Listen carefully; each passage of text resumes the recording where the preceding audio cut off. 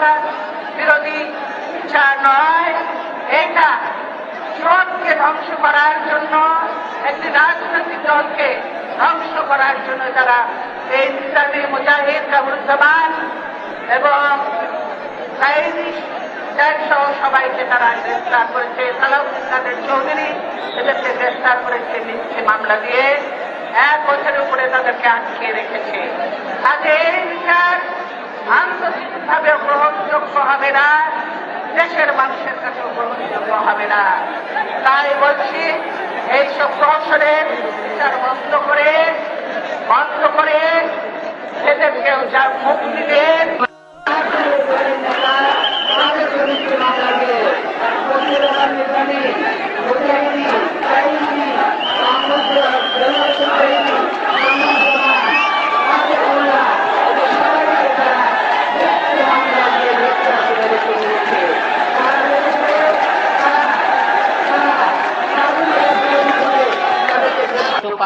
আপনারা আমাদেরকে সমর্থন দেন, সুযোগ দেন।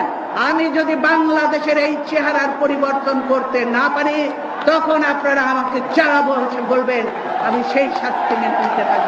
এই যে মঞ্চ বাড়াচ্ছেন আর পাহারা দিচ্ছেন, এই সব বন্ধ করেন। শাহবাগীরা রাস্তায় নাচানাচি করে, পুলিশ তাদের পাহারা দেয়, পুলিশ তাদের পাহারা।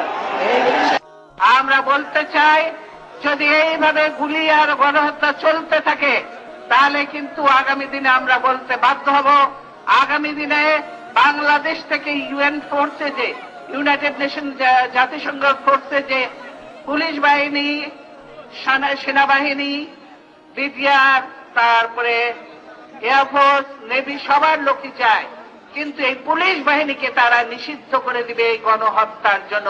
আগামী 18 এবং 19 তারিখে দেশব্যাপী হরতাল, সকাল সন্ধ্যা।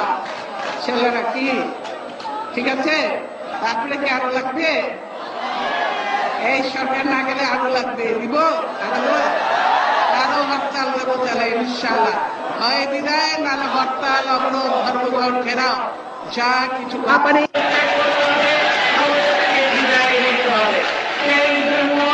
আমাদেরকে আরো জোরে আন্দোলন করতে হবে, হয়তো আরো কিছু প্রাণহানি হবে, ক্ষতি হবে আমাদের, কিন্তু দেশ রক্ষা করবার জন্য, মানুষের জীবন বাঁচানোর জন্য আমাদেরকে সেই ক্ষতি মেনেই আমাদের রাস্তায় নামতে।